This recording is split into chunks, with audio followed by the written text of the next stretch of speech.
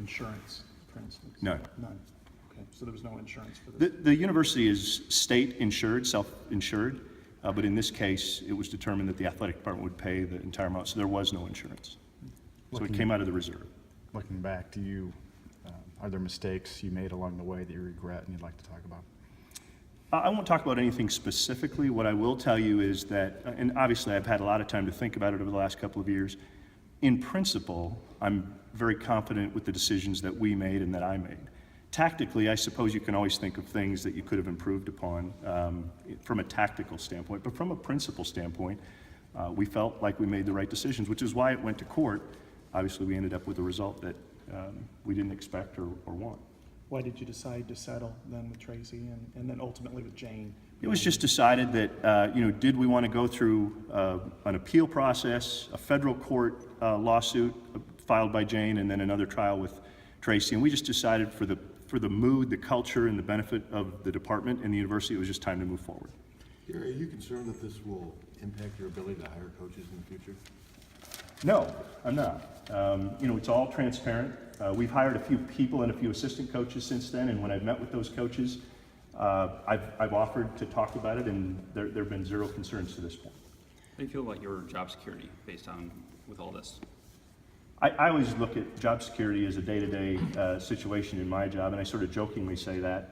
But President Harold has been behind me 100% since he arrived. He knew when he took the job about this situation.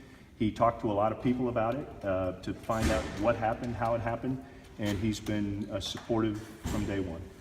Using athletic department funds for the lawsuit, does that affect what you guys do? How does that affect the department, I guess, losing that money?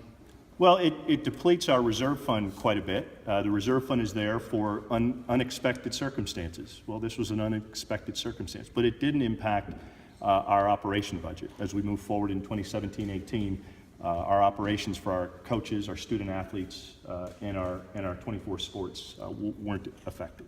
I mean, publicly, you've been accused of being a bigot. I mean, how have you wrestled with that personally?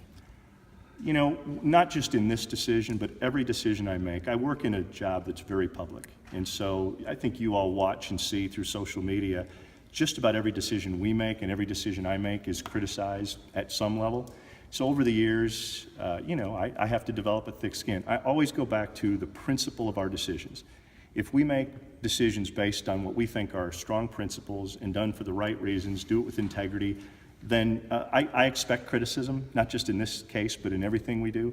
And I sleep well at night knowing I did the best I could with the information I have. I'm not going to lie and say that, the last several months were easy. They weren't. They were difficult. But I kept going back to, I still stand by the decisions we made. Tactically, could we have done some things in hindsight differently? Possibly. But in terms of value and integrity, I feel very comfortable with the decisions we made. And from now, we're moving forward. Is there any